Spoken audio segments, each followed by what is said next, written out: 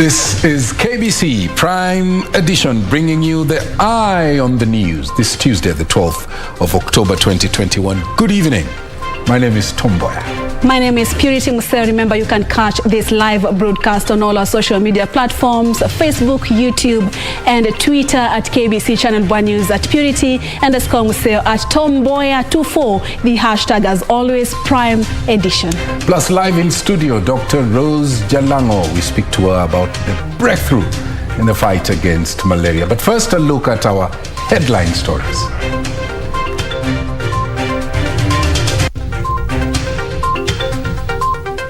That there is no agreed maritime boundary between the Federal Republic of Somalia and the Republic of Kenya that follows the parallel of latitude described in... No conclusive resolution. International Court of Justice rules that there is no agreed maritime boundary between Kenya and Somalia.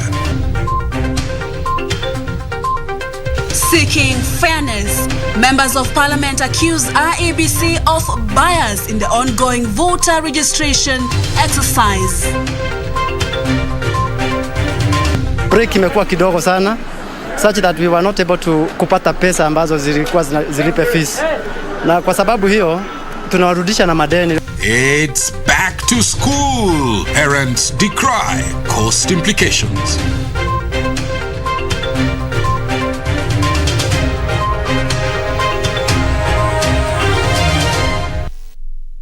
Many thanks indeed for joining us from wherever you are watching.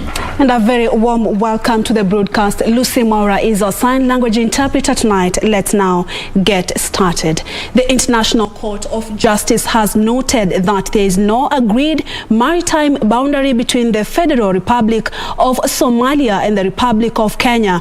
Kenya, which claims the entire area of the East African coast, said last week that it would not recognize the jurisdiction of the Hague-based court.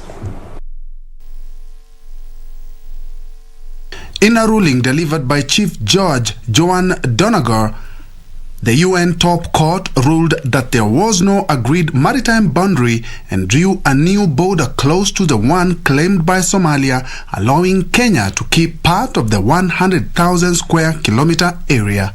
For these reasons, the court, 1, unanimously finds that there is no agreed maritime boundary between the Federal Republic of Somalia and the Republic of Kenya that follows the parallel of latitude described in paragraph 35 above. 2, unanimously decides that the starting point of the single maritime boundary delimiting the respective maritime areas between the Federal Republic of Somalia and the Republic of Kenya is the intersection of the straight line extending from the final permanent boundary beacon, PB29, at right angles to the general direction of the coast with the low water line. Somalia dragged Kenya to the ICJ in the year 2014 over the disputed patch of sea. Kenya's maritime area is approximately 255,000 kilometers, which was determined through parallel of latitudes in 1979.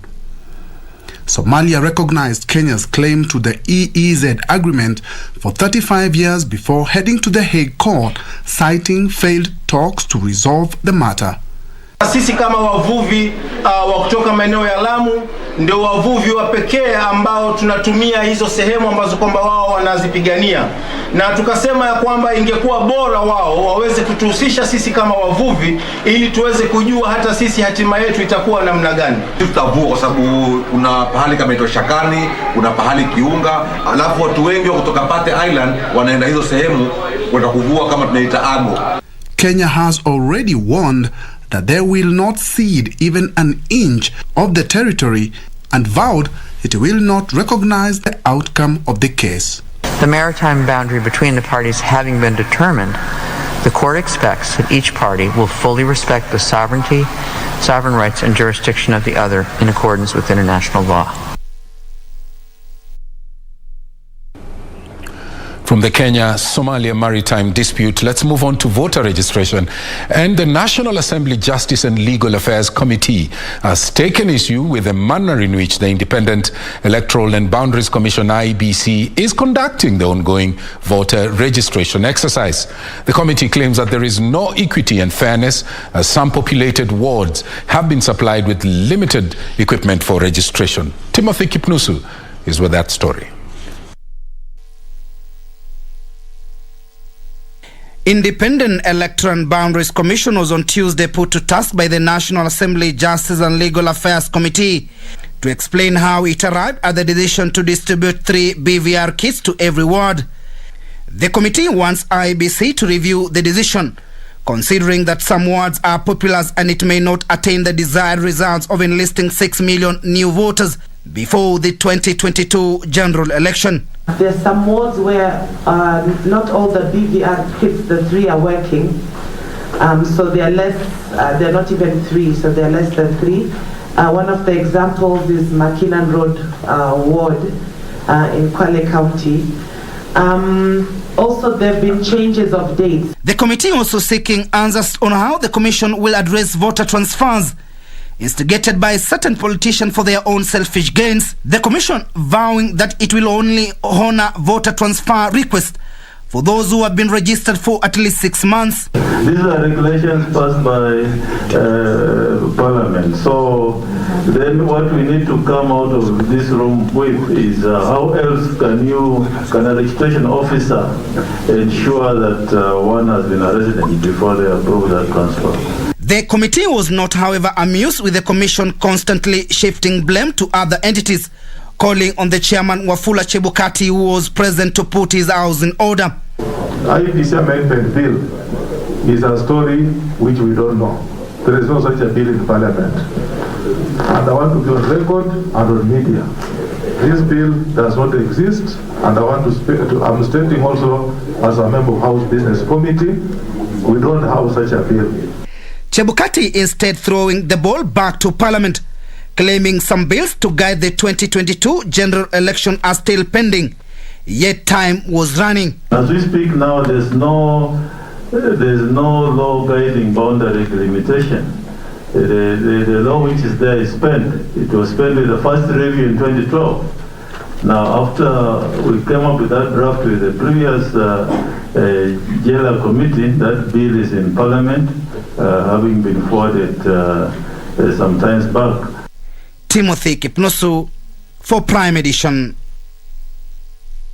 Elsewhere, Deputy President William Ruto has called on Parliament to allocate enough resources to the Independent Electoral and Boundaries Commission to enable it conclusively conduct the voter registration exercise. Ruto said IEBC should leave no stone unturned in ensuring the targeted 6 million voters are registered. Speaking after meeting a section of Mount Kenya and Ukambani aspirants under the United Democratic Alliance Party at his current office, Ruto said majority of those targeted in the voter registration drive are young people who deserve the opportunity to define their destiny. Wale wenzetu ambao wako bunge, please, we are asking the Parliament of Kenya to appropriate resources to IEBC to give them the capacity to enlist the 6 million voters by making sure that they have the right infrastructure and financial ability to reach every voter that is not enlisted as a voter. There are people who are following others blindly. I don't want nobody to follow me blindly. I want us to agree that we are going this way, and everybody must reasonably understand that we are going this way for this reason. I have told you, number one, you have made the right decision to participate in the politics of your country. We must build our agenda on matters that are dear to the people of Kenya.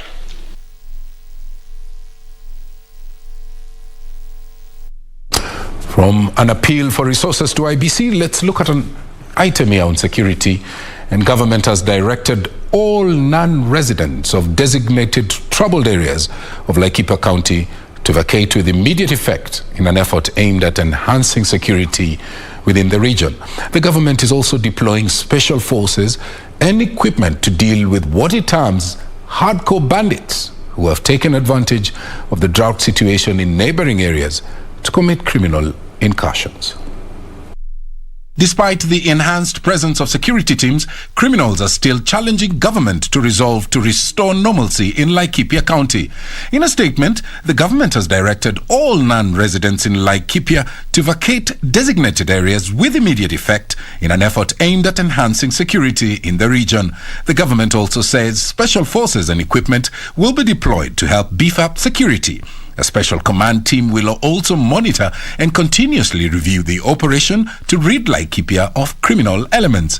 The latest move coming only a day after 3 people were killed by bandits said to have been on a revenge mission after their attempts to steal livestock was thwarted by security personnel. Legislators from the northeastern region are blaming the government for what they term as a slow response to the drought situation in the region. Garissa Township Member of Parliament Aden Duale, who on Tuesday moved an adjournment motion in the National Assembly to discuss the crisis and solutions, noted that the region is in a sorry state and that the situation is likely to get worse in the next few months. Members present echoed the sentiment, saying that little is being done to help affected families.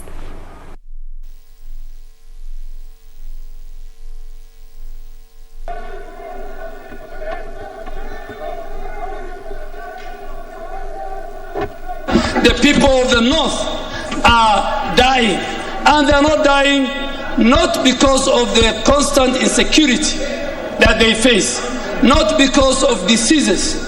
They are dying because of the effects of drought. They are dying because government response is not there, or it is very slow.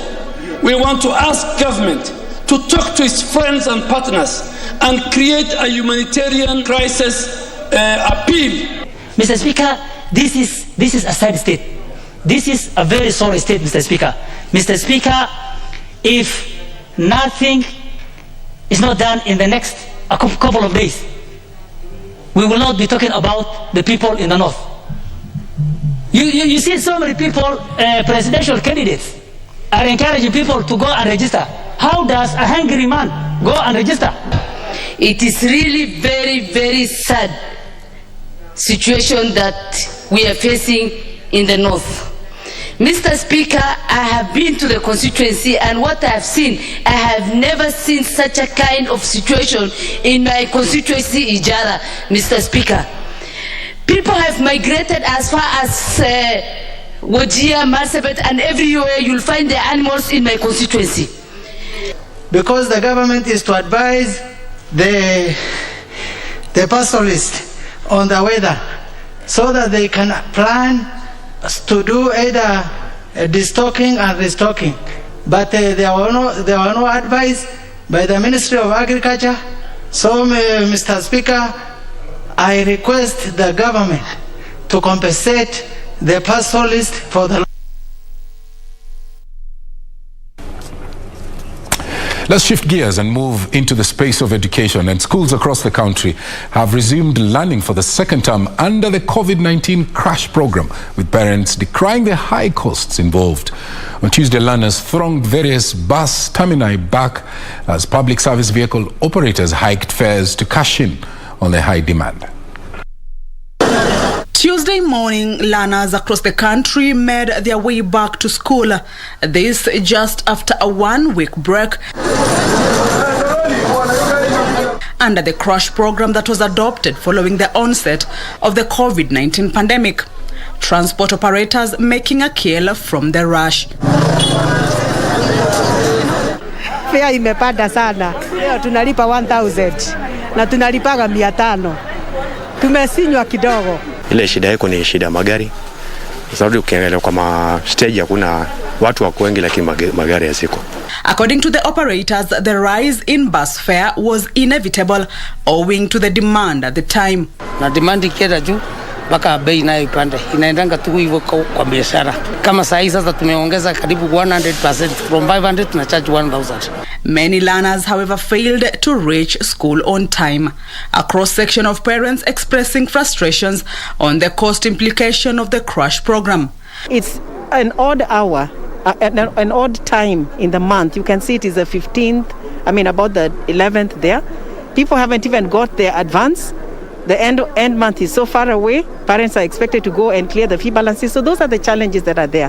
Kusema la kweli hatujajipanga. Ni kulazimisha tu ile mambo mtoto umpeleke, arudishwe, aje akae.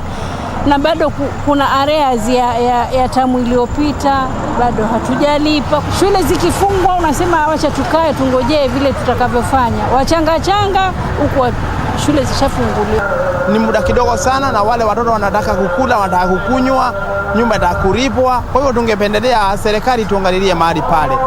Challenge imekuwa kwamba fees imepanda na tena break imekuwa kidogo sana, such that we were not able to kupata pesa ambazo zilikuwa zilipe fees. Na kwa sababu hiyo tunawarudisha na madeni. We hope hawatarejeshwa nyumbani tena. I've not had any challenges to report to the media, but I am comfortable with the administration of the school.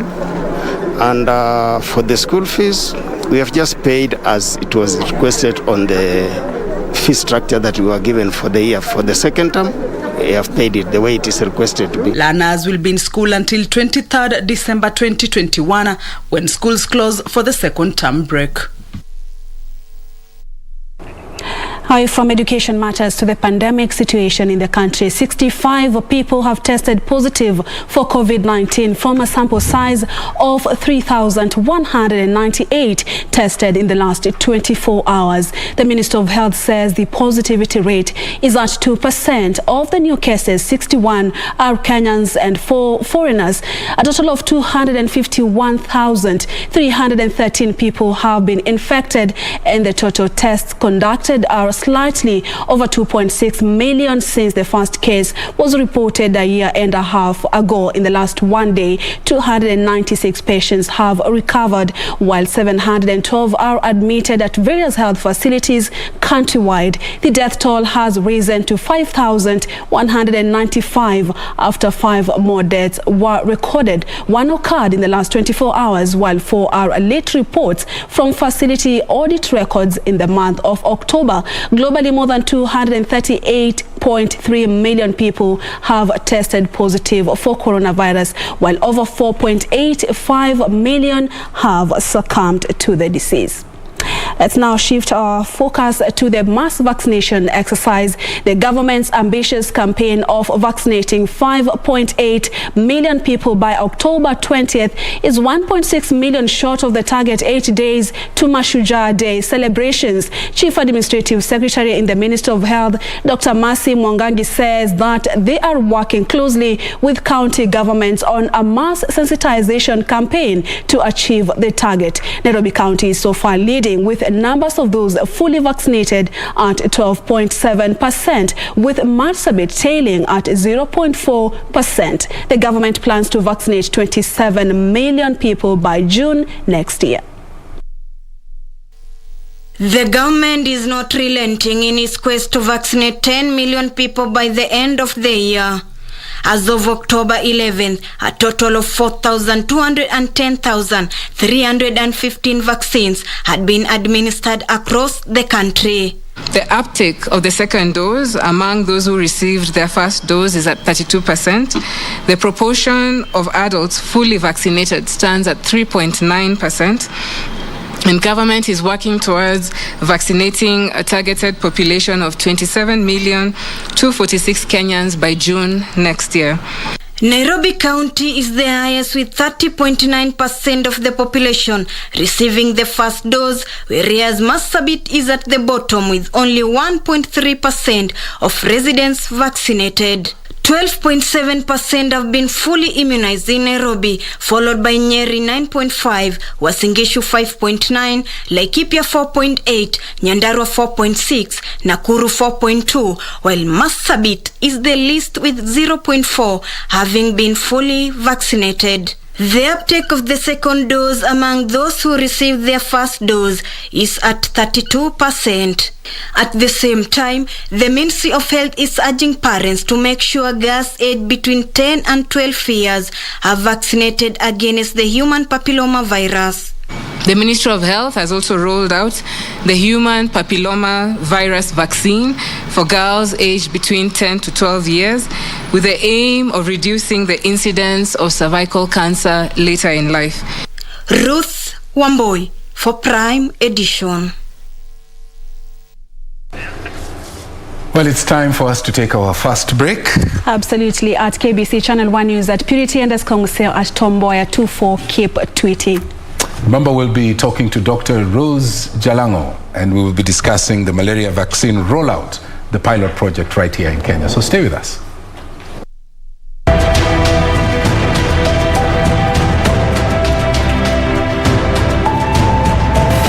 Katika nchi hii pia Wajerumani walitaka sana kujenga railway kuingia bara kutoka pwani ili kuifungua hii nchi kubwa. Shida ya biashara ya watumwa ilikuwa hata mbaya kuliko vile ilivyokuwa katika Kenya na Uganda.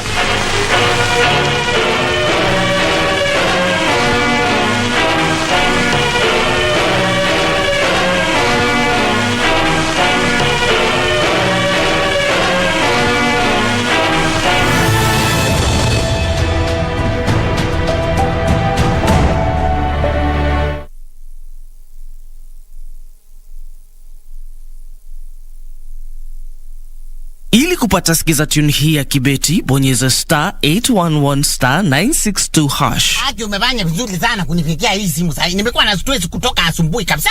Na ni huyu mtu ambaye alikuwa anapatiana majina ya vitu. Kwani hakutufikiria sisi watu wa Eastern Ukambani? Ni nani alisema ati wife kwa Kiswahili ni mke? Na akasema ati handbaka. Hii inabebwa na mwanamke handbaka. Ati kwa Kiswahili ni kibeti. Huko kwetu mke ndiye kibeti. Ili kupata sikiza tune hiyo ya kibeti, bonyeza *811*962#. *811*962#.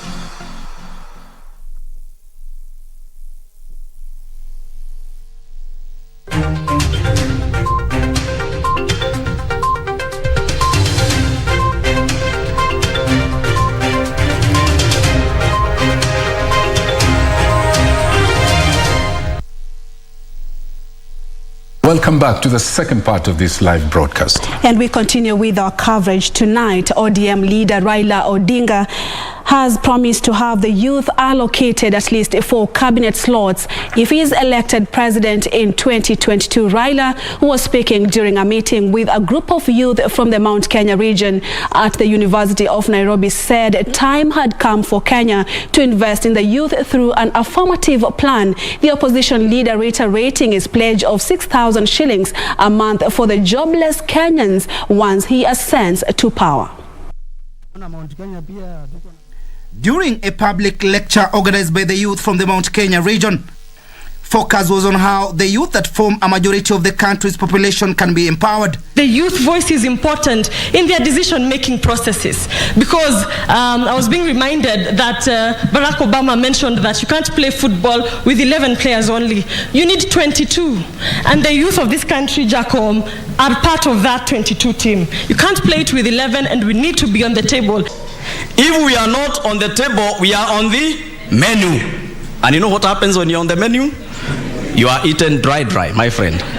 So we don't want to be eaten dry. What we want is to be on the table, because if the president is meeting and in that cabinet there are at least 4 or 5 young people, the mentorship will be on another level.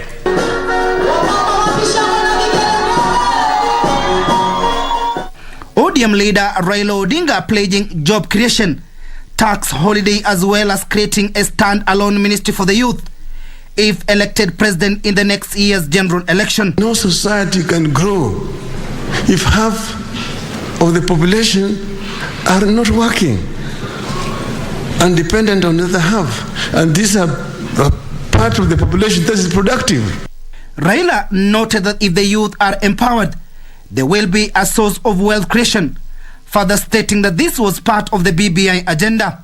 Strongly that if we bring that spirit that brought independence in this country, here in this country, we can be able to lift this country from where it is to where the founding fathers wanted it to be. The ODM leader promising to have the youth in the Ministry of Foreign Affairs as young people form the bulk of labor export by the country. That when we get to power, we know that it will take us time to reach a stage where everybody has got an income, something active in which they have incomes. But we said, and before we get there, we don't want to see any Kenyan starving. Leaders who attended the forum rooting for a Raila presidency, saying it meant well for this nation. The hope of a Mama Mboga waking up very early in the morning, looking for school fee for his or her daughter.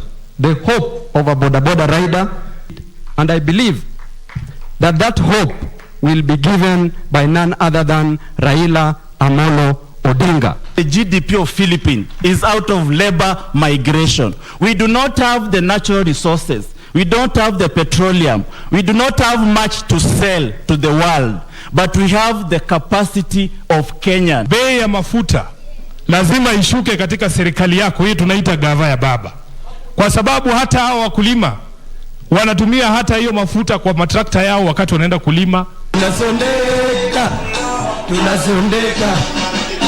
Are you ready? Are you ready? And last week on Friday, the World Health Organization did endorse the first malaria vaccine, and the trials for that vaccine were happening right here in Kenya on the western part of the country. With the vaccine, are we out of the woods yet, or what's going to happen? Tom tonight is speaking with Dr. Rose Jalango, who is from the National Vaccination Immunization Program, the Minister of Health. Of course, you do not want to miss that conversation. Do we rely on the vaccine alone, or do we still need to use our mosquito nets and repellents? So keep tweeting at KBC Channel 1 News, at Purity_Museo, at Mboya24, and ask us a few questions. And let's look forward for that comprehensive interview. So Tom, it's over to you. Welcome back. As we have promised you, Dr. Rose Jalango from the Ministry of Health, live in studio. She's attached to the National Vaccines and Immunization Program. Thank you so much, Dr. Thank you for having me in the studio. Very well. Now, we'll get straight into it. The World Health Organization has approved a vaccine against malaria that is being seen as a major milestone. And before you tell us about the impact of that breakthrough, tell us first how severe malaria is in Kenya. I think one of the diseases that is commonly known in this country is malaria. So we do know the impact of malaria in our lives, and especially the mothers know the impact of malaria in their children. What I do know is that in the last Kenya Malaria Indicator Survey that was done in 2020 showed that we have a national prevalence of 6%, right from 8% from 2015. However, in the Lake Endemic region, we do have a prevalence of currently 20%, up from previously 27%. So the prevalence still hasn't gone down as we expected. It's sort of plateaued. Then the second thing is that malaria outpatient visits account for the second highest in the country, so especially in the endemic regions. So if you go to the outpatient clinics, you're more likely to see someone who has presented with malaria. And then lastly, malaria disease still contributes to the top 5 diseases that are affect children under 5. So it contributes to a high mortality and morbidity to children who are aged less than 5 years of age. Yeah. Kenya was amongst the 3 countries chosen for the malaria vaccine trials. I think the other one was Ghana and Malawi. Is that correct? Yes. So what major health impact will this vaccine have, especially to us here in Kenya? All right, so what we did do is that between 2009 to 2014, Kenya was one of the countries that participated in the phase 3 clinical trials. There were 7 countries that were participating, and Kenya had 3 sites that participated. So that is Kilifi, Siaya, and Mboya. From 2019, Kenya did implement the malaria vaccine into the routine national immunization program. So what this means for us, for the World Health Organization to actually approve the first vaccine to be used, to be rolled out, it means that we are going to see less cases of severe malaria, less cases of hospitalization, less cases of admissions, especially for children who are under 5 years of age. Okay. So the rollout is really, children specific. So what are the ages that we are looking at? So the rollout is children specific. So malaria vaccine is a 4-dose schedule. The first dose is given at 6 months, the second dose at 7 months, the third dose at 9 months, and then the last dose is at 2 years. So it's being given in addition to other childhood interventions. Okay. So for example, at 6 months we give it with vitamin A, and then at 7 months we do include growth monitoring. At 9 months we also give measles, rubella first dose, and then at 2 years we do give vitamin A, deworming, and also growth monitoring. Okay. So this vaccine was actually introduced in the western part of the country because that is where we do have a high to moderate transmission of malaria. Malaria. Yeah. Now, obviously the caveat to this breakthrough is that adults are not eligible. So what does that mean really for them? Adults are not eligible for this malaria vaccine because, again, we say that malaria contributes to under 5 mortality and morbidity. So what adults need to do, there are other preventive measures that have been put in place by the Ministry of Health, which includes sleeping under treated mosquito nets. So in case they suspect that they have malaria, they need to get treated.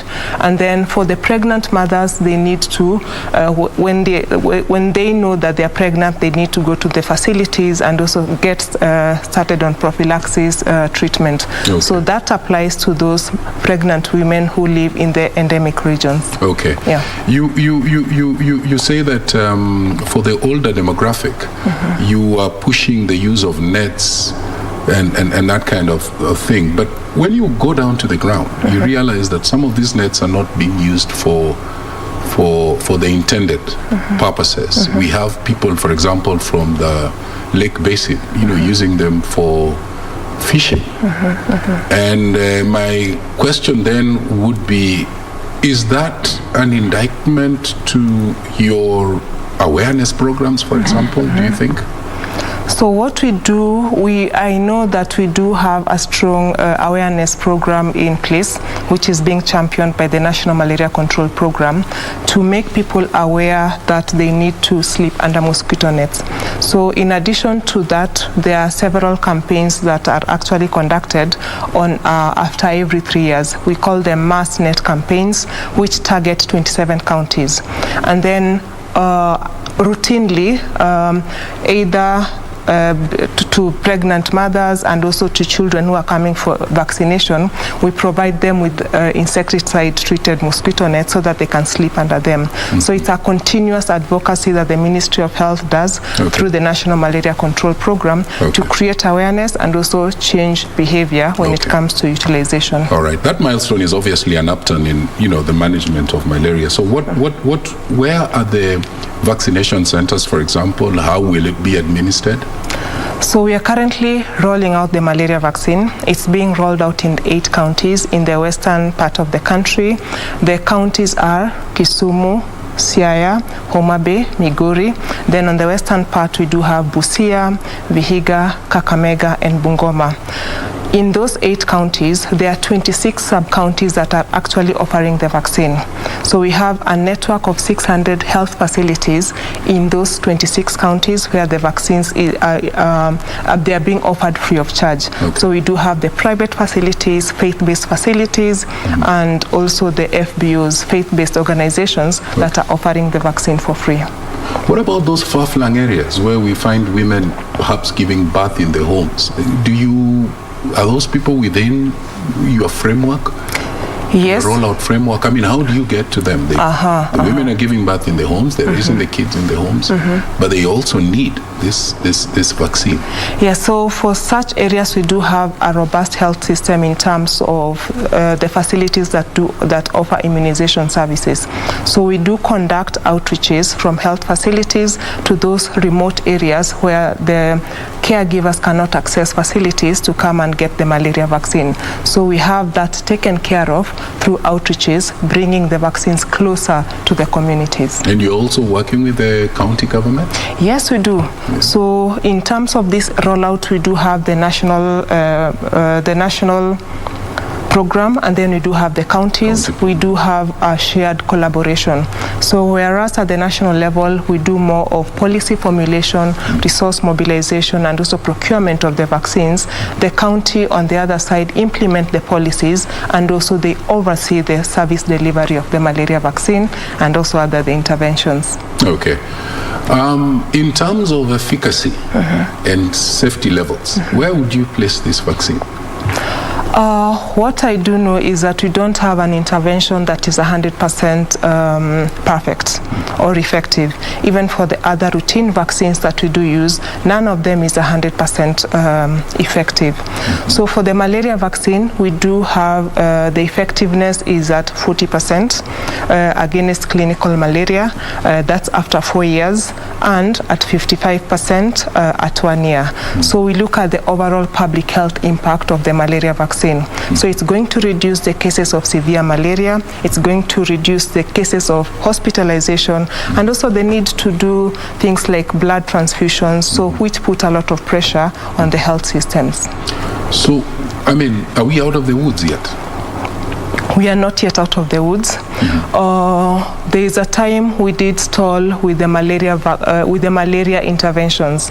So we were using the insecticide-treated mosquito nets. We were doing spraying, giving the treatment to mothers, doing the prompt diagnosis and treatment, but still the level at which we want, the rate at which we want the burden of the disease to go down was not as fast.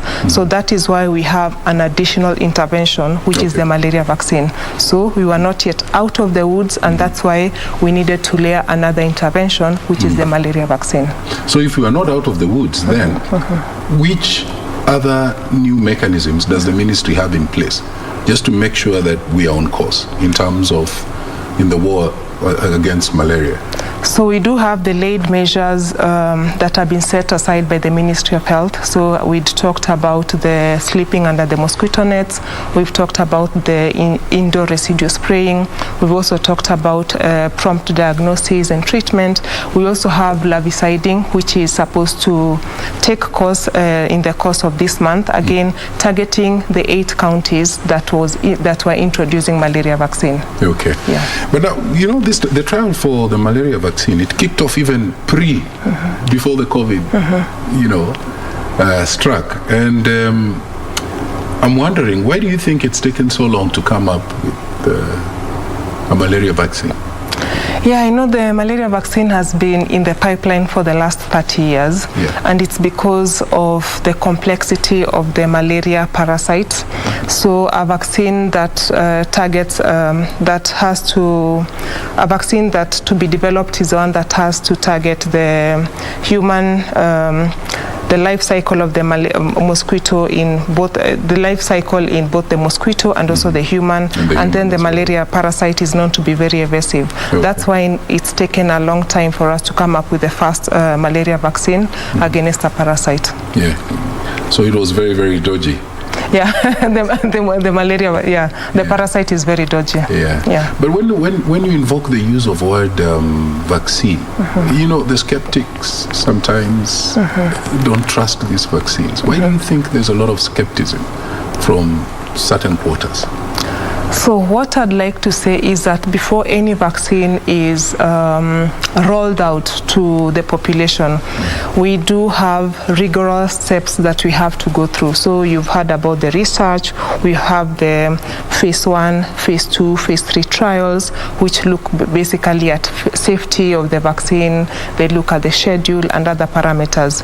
So again, there are stringent rules and regulations that have to come out before any vaccine is rolled out to the population. Remember, vaccines are given to healthy people. So the healthy people are very averse to risk. So that's why any vaccine, before we roll it out, we have to follow those stringent measures. And we only use vaccines that have been approved by WHO within the country. And even after being approved by the WHO, it has to be registered by our National Regulatory Authority, that is PPB, and we continue monitoring the safety of those vaccines even when they're in wider use. So the vaccines are safe. Okay, they're safe. Now look at China. Is it China or Japan? I think it's China. It was recently declared malaria free, and I'm thinking, what would it take Kenya to attain, you know, such status? Yeah, so I know there has been a lot of efforts to ensure that we are a nation free of malaria. So we've had the interventions that I had earlier talked about, the Ministry of Health has laid down. But the exciting news is that we recently have had WHO approve the wider use of malaria vaccine across sub-Saharan Africa, so which is going to be a game changer when it comes to us moving towards the elimination of malaria in the country. Well, that's a good place to leave it. Thank you so much, Dr. Rose Jalango, for honoring our invitation. Asante well, that's sana. Rose Jalango from the Ministry of Health. We're going to take a short break. When we come back, we'll look at the day's business.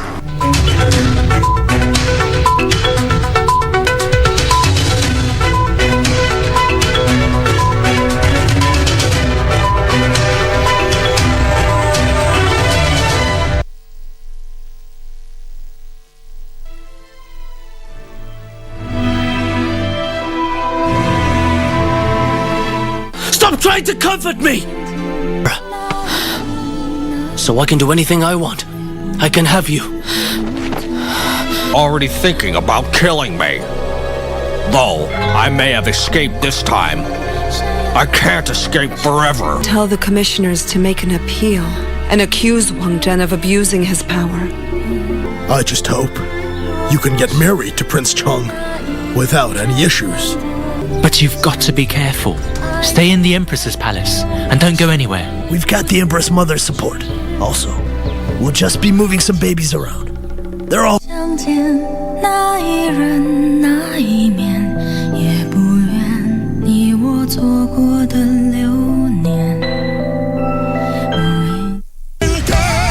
Amazons.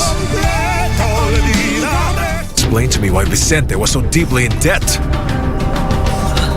If you refuse to tell me now, then the one I will need to ask about it is Victoriano. He told me that if I prove to him that I love Connie, he'll think about it.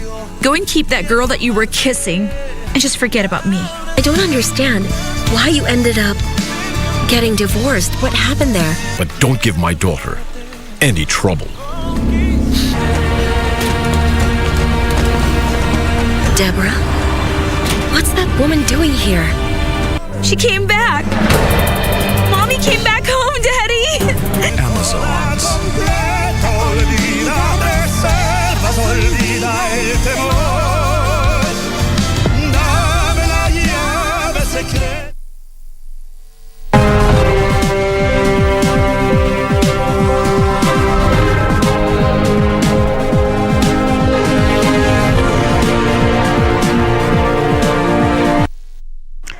Good Good evening. We're so glad that you're still here with us. I am Cynthia Nyamai, and now to today's business news. The government paid 1.3 billion shillings in demurrage fees to oil companies between January to June this year, according to the Finance Committee of the National Assembly. The committee is accusing the Ministry of Petroleum officials of colluding with oil dealers and port officials to keep ships waiting in the high seas, attracting huge penalties, which are then shared among corrupt state officials. For many years, importers have decried high demurrage costs at the port of Mombasa, which is charged on a daily basis at a cost of $150 per container. Despite the expansion of port infrastructure in the last 10 years, shippers continue to face delays in offloading their cargo due to inefficiencies at the port of Mombasa. The Petroleum Ministry is on the spot for inefficiencies at the oil jetties, leading to high demurrage charges that are passed on to the consumers, increasing the cost of pump prices. You will agree with us that on average you have these vessels accumulate an average overstay of 10 days. So we receive these timesheets, we look at the charter parties, but ultimately to the question that the chair specifically put to me as to how are they paid and their proof of payment, because this is a contract between the importer and the vessel owner. Once we've had sight of the charter party, we don't go further. The Departmental Committee on Finance and National Planning, through its chair Gladys Wanga, said private entities may be taking advantage of a lack of stringent stipulations on tendering contracts to intentionally delay oil evacuation and claim high fees when their ships overstay at Kenyan ports, leading to higher fuel costs. From some quarters, we are being told there are cartels in the ministry that are operating, and that's the reason the prices are high. Probably these are the people that are being protected. We want to see audited accounts for the last 10 years. That is going to give us a picture of who takes what, who puts in what. Do you have 10 years audited accounts of demurrages? The committee says between January to June 2021, the government was charged 1.3 billion shillings by oil importers for delays at the port of Mombasa. The challenge that the government had, and we as the regulator had raised at the time, was that you would have private cargoes or imports coming to Shimanzi Oil Terminal and vessels overstaying there, and the government had no way of verifying, because on that other end, the terminals that these vessels were discharging into are private facilities. The committee is probing the surge in fuel prices in Kenya that has caused serious public uproar after petrol prices were adjusted by 7 shillings in the last review on the 14th of September this year. Of interest to the legislators going forward is that who's in charge of the open tender system, who stipulates the charges to these importers, and what other legislation can be made to make this better. Alan Auko, Prime Edition. Only certified horticultural exports will be allowed to access the international markets. The Kenya Bureau of Standards says it is in the process of acquiring new test kits to enforce global exports testing standards. Kenya is targeting to increase horticultural exports to China, European Union, and the United States that have strict standards.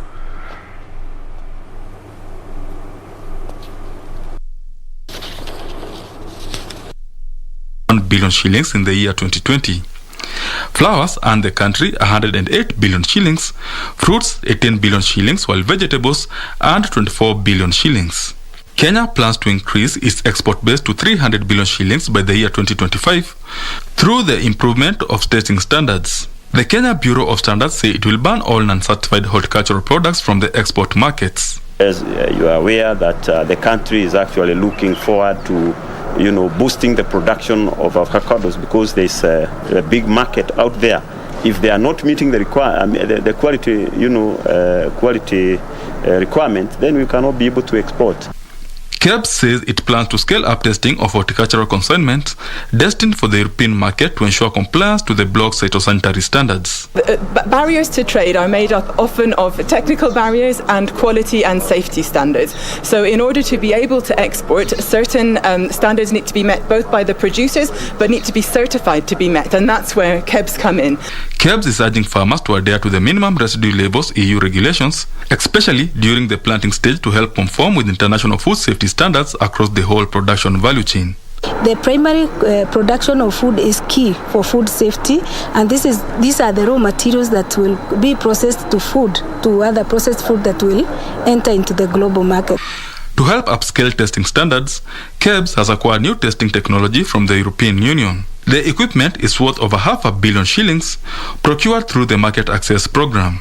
We want to look at more trade, both domestic, regional and international, so that we can move out more export products, create more jobs. Benson Rioba reporting for Prime Edition.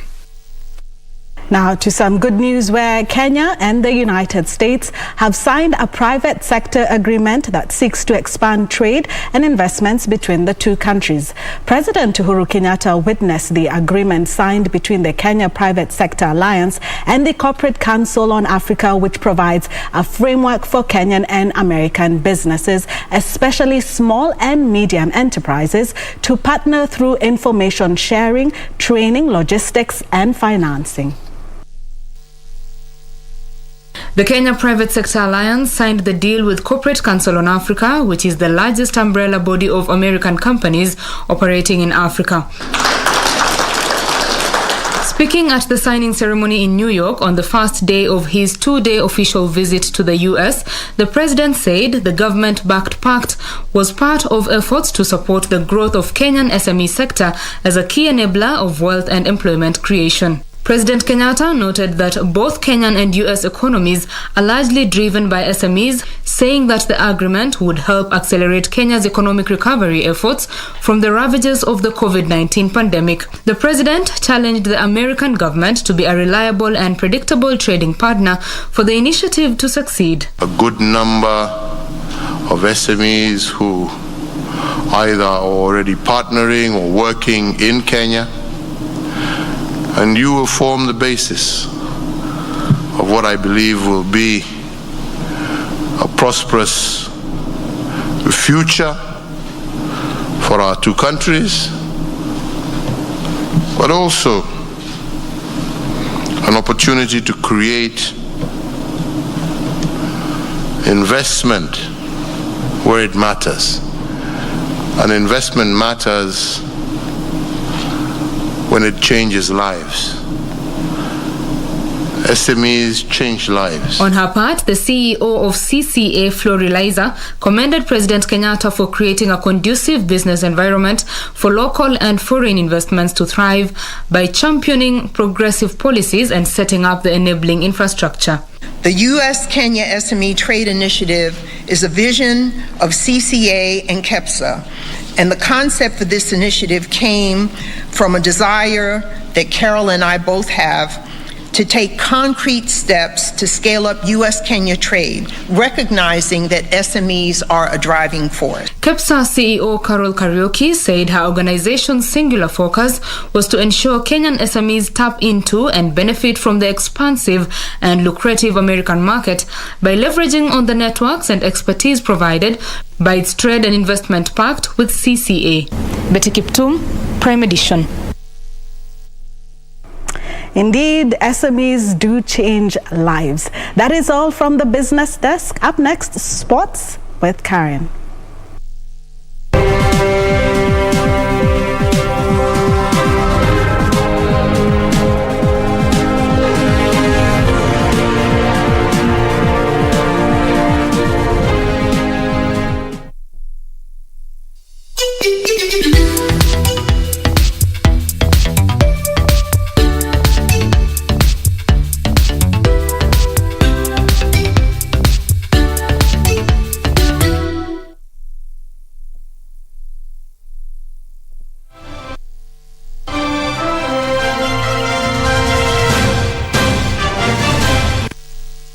A very good evening to you. I do hope you're holding up well. It's now time for us to take a look at what's making headlines in the world of sports. My name is Karen Kibet. Now, Harambee Starlets intensify their training ahead of their scheduled two-legged 2022 Africa Women Cup of Nations qualifier against South Sudan. The team will be in action on 20th, while the return match will be played on 24th of this month.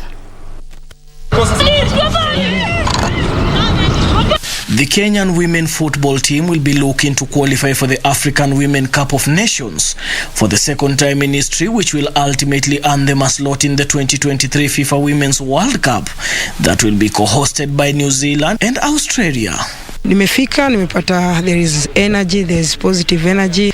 Juu mwisho time nilikuwa hapa ni ile time tuliqualify kwenda AFCON. The other time ya Kitorogini kidogo tukafail.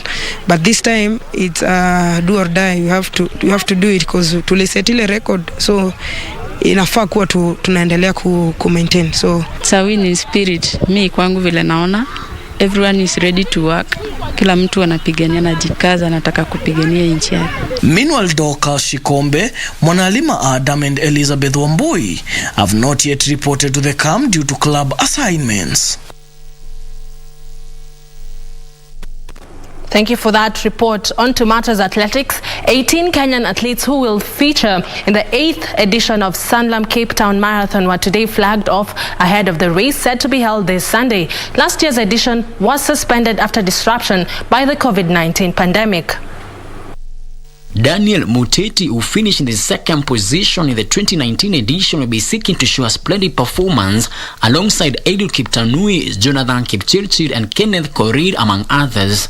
I've been doing my training in different places, and up to now it marks 4 months. Normally what it takes to prepare for a marathon, and I feel like I am prepared to compete on coming Sunday. Life is a marathon. In other words, it's continuous. It's a long journey. Marathon is 42 kilometers. Life is for your entire life. Some people take 2 weeks.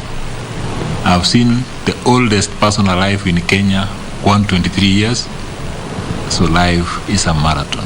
Other elite athletes will feature in this year's edition include, among others, Stella Chepkosgei, Esther Masharia, Telagat Elizabeth and Lydia Naliaka. Frederick Moki for Prime Edition. Moki for that report. Finally, substitute Ramadan Sobi netted a 72nd minute goal and helped Egypt seal a comfortable 3-0 win over Libya in a World Cup qualifying match that was played last evening in Libya. The Pharaohs top Group F with 10 points, while Libya sits second with 6 points. Elsewhere, Cameroon claimed a 1-0 win over Mozambique, while Germany became the first team to join hosts Qatar at the 2022 World Cup with a comfortable 4-0 victory against North Macedonia. 2-1 defeat at home to North Macedonia. Gnabry sends it forward here, and now it's with Thomas Müller, who rolls it into Kai Havertz, and Germany have the lead. Now it's with Timo Werner with a great chance for number 2. And Werner, ball bouncing off Wirtz, and Werner with his second goal in the space of a couple of minutes. 3-0 Germany. Adeyemi now. Nicely done. Collected by Jamal Musiala. Offside again. Plays it in. Laid off by Salah. A chance here, is it? And it is the opening goal for Egypt. What a goal too. Thunderous finish into the corner. Plays it in towards Mohamed, and there is the second for Egypt. A wonderful cross. Running at the defence here, Salah slips it through to Subi. Is it a third? It is. A lovely little dinked finish by Ramadan Subi.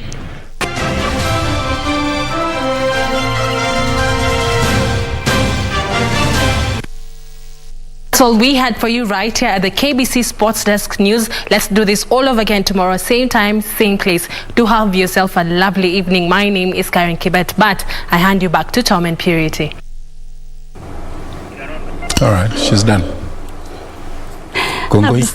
Thank you so much, Karen, and thank you to our viewers here in Kenya and around the world. We have a lot of your feedback coming in.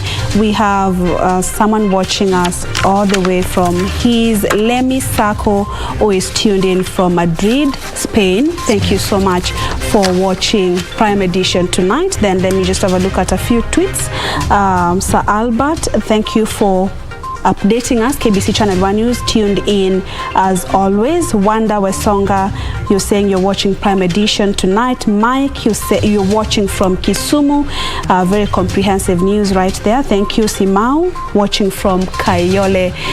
We'll see you again next week, Monday and Tuesday at 9 p.m. for Prime Edition. My name is Purity Museo. Lucy Maura has been our sign language interpreter tonight. Good night and God bless. Thank you, Purity, for reading that feedback. It's because we value you and we trust that the last 1 hour or so was worth your while. My name is Mboya and from the capital city, Nairobi, Kenya. Good night and God bless you. God bless.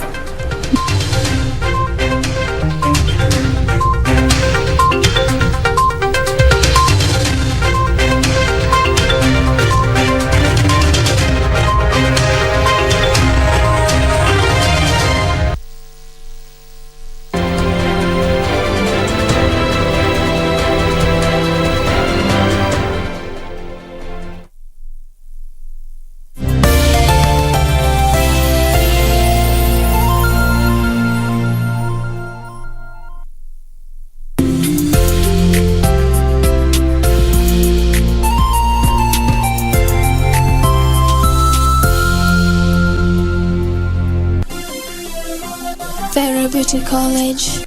Vera Beauty and Fashion College with branches in Nairobi, Eldoret, Thika and Meru.